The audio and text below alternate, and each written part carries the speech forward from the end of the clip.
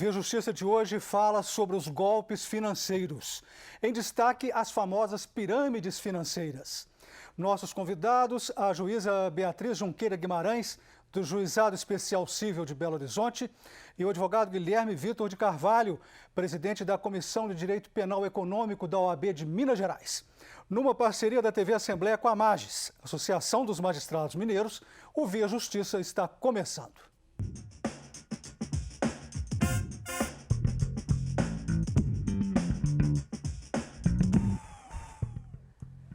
Quem não quer ganhar dinheiro fácil e rápido?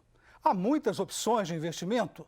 Os investidores procuram sempre a maior rentabilidade. O problema são as fraudes financeiras e muita gente tem caído no golpe das pirâmides. Doutora Beatriz, como é este golpe? Como identificar um esquema de pirâmide financeira? Quais são as características da pirâmide? Olá.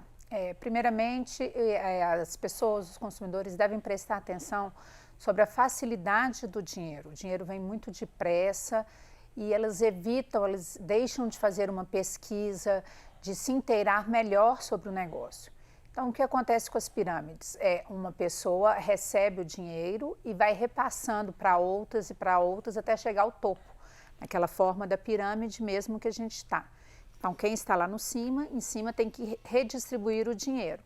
Acontece que nesse percurso, vários deixam de pagar a sua cota. Então, gera-se a inadimplência e quem geralmente está na base da pirâmide acaba saindo prejudicado, caindo num golpe, porque nem sempre quem está administrando é uma pessoa apta para isso. Doutor Guilherme, quer dizer então que promessa de alta rentabilidade significa alto risco, é isso? Sim, tudo bem. A promessa de alta rentabilidade por si só, ela já tem que deixar toda a sociedade com um pé atrás. Eu digo isso porque não existe hoje nenhum investimento em que você consiga uma rentabilidade que passe de 1,5 por mês. E a gente vê em muitos casos de pirâmide financeira promessas de rentabilidade em torno de 1,5 por dia. Então a sociedade tem que ficar muito esperta quanto a isso, sempre ter um pé atrás, porque hoje, a título de exemplo, o Warren Buffett, que é um dos maiores investidores do mundo, consegue em torno de 18% ao ano. Então isso já mostra que não existe fórmula mágica para se ganhar dinheiro. E acima de tudo, a fórmula mesmo é a paciência para o investidor na Bolsa de Valores ou outros tipos de investimentos. Como que os golpistas enganam em termos de garantia de rendimento? Como é que é feito isso, de enganar? Tem aquela propaganda de que é para um grupo seleto, de que você foi escolhido, de que é um negócio muito vantajoso só para alguns, que você tem uma credibilidade muito boa no mercado. Então, eles acabam dourando a pílula, né? Eles fazem com que o consumidor, com o investidor se sinta especial, se sinta privilegiado sobre os demais e, por isso, ele acaba entrando nessas pirâmides que nem sempre tem garantia. Doutor Guilherme, em quais produtos os fraudadores investem? Eles fazem, por exemplo, aplicações em nome do cliente, pegam o dinheiro, investem em algum produto, aplica em nome específico de quem Isso, investiu? inclusive, é muito comum. Eu, inclusive, já atuei em um caso como advogado em que o meu cliente, de fato, né, teria feito isso. Ele pegava valores específicos de algumas pessoas, prometia rendimentos, né, para aquela pessoa X, aquela pessoa Y, e investe em nome dela. O grande problema aí dessa questão dos investimentos e das fraudes é que, como a doutora muito bem expôs aqui, sempre colocam a pessoa que vai tentar angariar esse cliente, digamos assim, com um carro muito bonito, né, com uma vida de muito luxo. Isso acaba, sobretudo na nossa população, enganando muito, trazendo aquela falsa ilusão de que, nossa, eu vou ficar como aquela pessoa e vou chegar ali rápido. Muitos não sabem direito como acontecem os golpes financeiros. Nós somos as ruas de Belo Horizonte e perguntamos: por que as pessoas caem nestes golpes? Algumas até nos contaram como foram enganadas. Senta aqui. Sentei. Aí ele falou assim, assina aí. Eu falei assim, eu não vou ler. E não tinha nada escrito para cima. O que tinha escrito, ele tampou com a mão, em pé. Eu falei, aqui, não pode ler? Ele falou, não precisa, que eu estou fazendo coisa boa para você. Poxa, você num banco, o gerente falar que fazer coisa boa, que é o que a gente está precisando de coisa boa, né? E apareceu um crédito de R$170 mil. Um crédito não, um empréstimo de R$170 mil. Dá para comprar um apartamento, né? Para que eu ia gastar esse dinheiro todo agora? Com 6 filhos, o marido já morreu, tem 7 anos, eu tenho que me organizar. Eu até já quase caí em uma.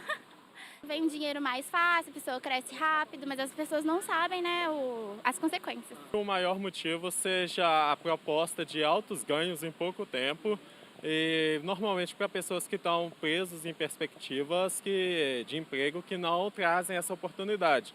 E aí são alimentadas por uma falsa esperança. É simplesmente olho grande. Dinheiro que vem fácil, vai embora fácil.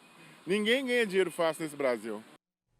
Eu gostaria da opinião da senhora e do senhor sobre a fala popular, mas aproveito e pergunto, quem mais cai no golpe da pirâmide financeira? Há um perfil padrão de vítimas? Seriam elas, doutora Beatriz, mais idosas, como aquela primeira que falou? Sim, nós temos muitos idosos, porque eles têm pouco conhecimento, né, do mundo moderno, como as coisas estão indo, e muitos têm vergonha de perguntar. É igual uma senhora falou ali, que o gerente falou, é coisa boa, não precisa ler. Então as pessoas ficam constrangidas de pedir garantias, de pedir informações e elas acabam caindo neste golpe. Um outro senhor falou do desempregado, a gente também tem a pessoa que está passando por uma dificuldade, então ela tenta obter o lucro fácil, ela quer melhorar de vida, ela quer dar uma resposta para a sua família. Então, essas pessoas são mais fáceis de iludir, talvez porque elas estejam numa carência, seja econômica, seja numa carência emocional, são mais fáceis de que elas se iludam com essas promessas e acabam entrando nessas pirâmides. Doutor Guilherme, a visão do senhor sobre a fala popular? Até me animou um pouco, para ser muito sincero, porque eu imaginava que nem todo mundo estava tendo, né, essa visão de que, obviamente, esse dinheiro, né, que promete altos ganhos, ele provavelmente é oriundo de uma fraude muito bem montada. A grande questão é não só os idosos, né? Eu, por exemplo, já vi pessoas a gente poderia dizer, com um nível de instrução altíssimo, que já foram vítimas do golpe. Por quê? Porque às vezes, né, os piramideiros, como eles são chamados, eles criam um sistema tão desenvolvido, tão chamativo, que até mesmo as pessoas, né, não só os idosos, pessoas que estão inseridas no mundo moderno, que podem inclusive ter o conhecimento, acho que básico disso, porque se for mais aprofundado, dificilmente vai entrar, também acabam caindo. Então tem sempre que estar se mantendo informado e acompanhando, porque os sistemas de pirâmide todos os dias vêm caindo pouco a pouco, tanto no Brasil quanto no mundo afora. Nas pirâmides, os primeiros a entrar ganham dinheiro realmente, só para a gente fechar esse bloco, doutora Beatriz. Os primeiros que entram. Eu nunca peguei os primeiros. Os casos que aparecem lá no juizado são sempre aqueles, digamos, né, que estejam na base da pirâmide. Eles entram e quando eles tentam recuperar o dinheiro, eles não acham quem os convidou para entrar na pirâmide, não encontram mais aquele contrato, não tem mais bens. Então, acredito que os primeiros a entrarem devem ser grandes investidores que não aparecem para nós. Eu vou fazer essa mesma pergunta para o senhor no início do próximo bloco, viu, doutor Guilherme? Okay. Via Justiça faz agora um rápido intervalo e voltamos em instantes.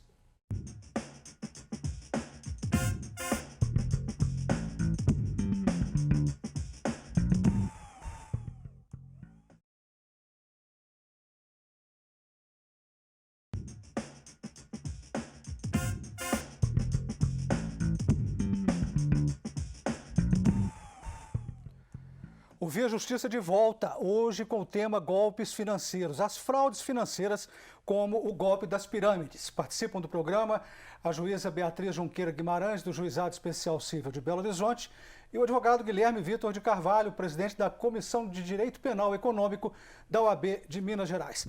Doutor Guilherme, aquela mesma pergunta, os primeiros a ganhar, eles chegam realmente, os primeiros a investir, chegam realmente a ganhar o dinheiro?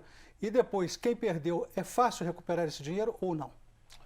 Então, os primeiros, de fato, eles conseguem ganhar dinheiro, sim. Eu não sei em qual proporção, isso vai depender muito do esquema montado pela pirâmide. Então, isso vai variar de cada golpe financeiro para determinar. Mas os que ganham dinheiro, obviamente, sempre são os primeiros a entrar no esquema. A pirâmide, ela só vai desmontar na sua base.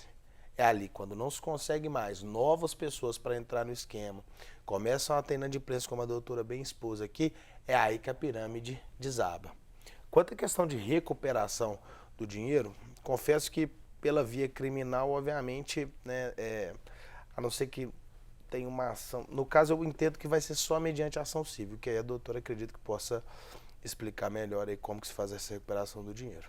Gostaria então que a senhora falasse sobre isso, doutora Beatriz. Bem, para a gente recuperar esse dinheiro, é preciso que a gente identifique quem é o responsável pelaquela pirâmide. Então, muitas vezes as pessoas fazem um contrato, elas não sabem nem o CPF daquela pessoa. Sabe que é o senhor fulano de tal, que mora na rua tal, e aí às vezes tem a carteira de identidade.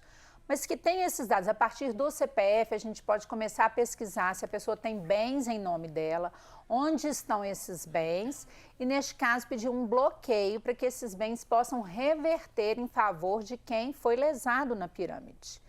O problema é que muitas vezes, quando a gente consegue o CPF, quando a gente vai aos bancos, aos cartórios, aos registros de outros bens, como o Detran, não existe nada em nome daquela pessoa. Então, o responsável pela pirâmide, ele já repassou aquele dinheiro para uma outra conta, para uma outra pessoa, então não tem como recuperar aquele dinheiro, porque não tem de onde se tirar o dinheiro. É um estelionato a pirâmide, considerado em termos legais? Sim, eu acho que podemos caracterizá-la como isso, porque se promete uma coisa que não se consegue cumprir no final. Doutor Guilherme, gostaria que o senhor falasse agora sobre os casos mais recentes, aqueles que chamaram mais atenção em termos de pirâmides aqui no Brasil. Um dos casos mais recentes que chamou muita atenção é o Telex Free. O Telex Free, ela oferecia um sistema, né, de ligação via internet. E eu confesso que não sei exatamente o serviço de modo muito específico, mas pelo que a gente acompanhou pelos noticiários, pela imprensa, desculpe, ela oferecia um serviço, mas que na verdade ela sobrevivia da entrada de novas pessoas dentro do esquema.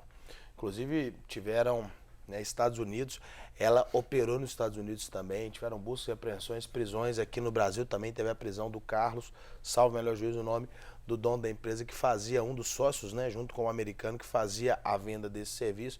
Ela chegou a patrocinar inclusive time de futebol, ou seja, foi algo que ficou muito na mídia, muito na nossa cara, digamos assim.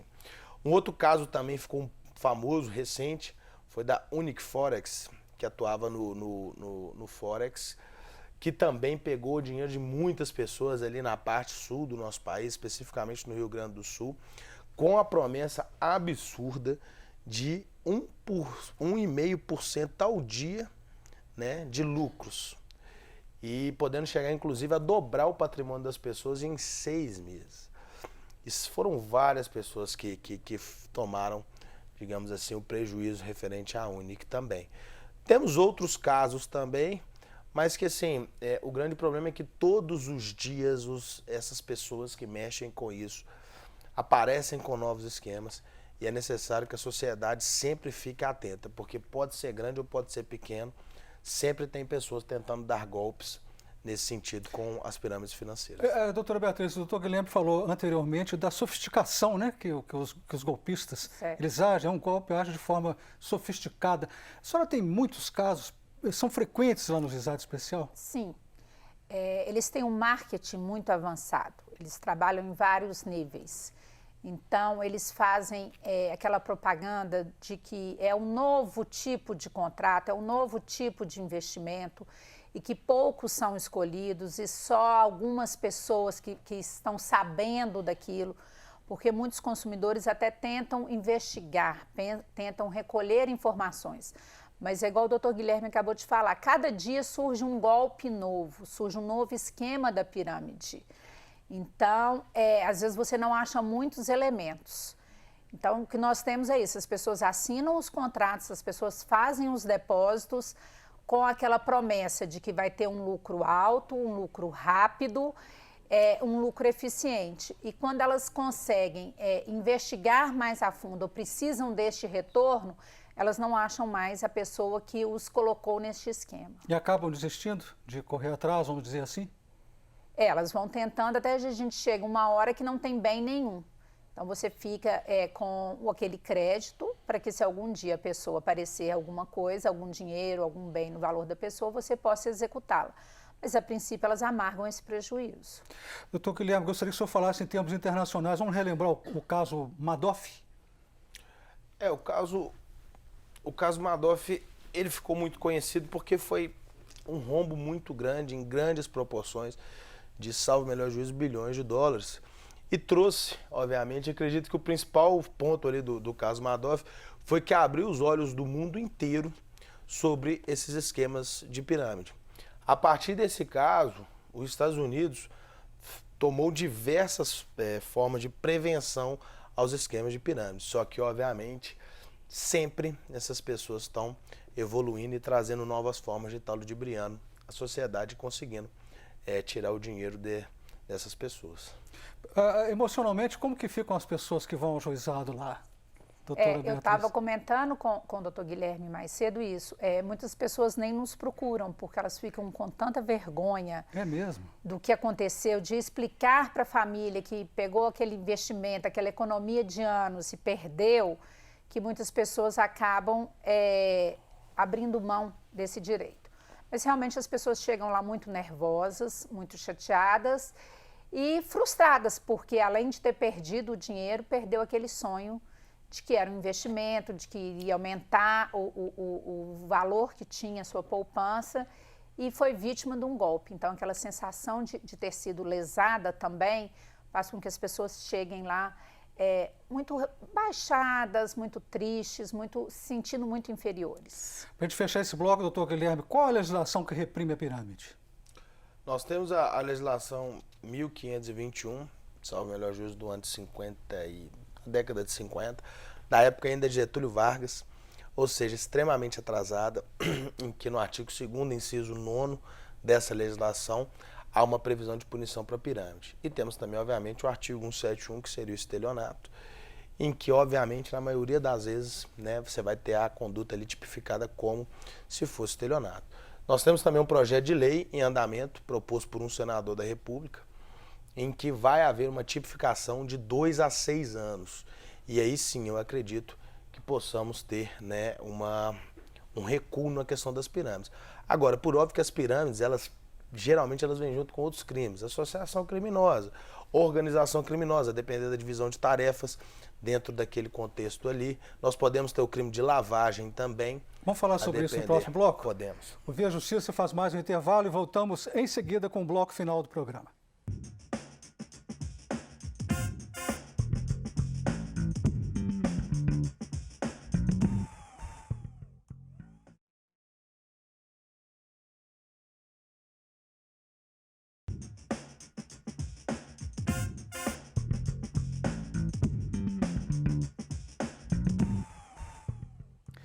O Via Justiça, as fraudes financeiras e o golpe das pirâmides. Participando do programa, a juíza Beatriz Junqueira Guimarães, do Juizado Especial Civil de Belo Horizonte, e o advogado Guilherme Vitor de Carvalho, presidente da Comissão de Direito Penal Econômico da OAB de Minas Gerais.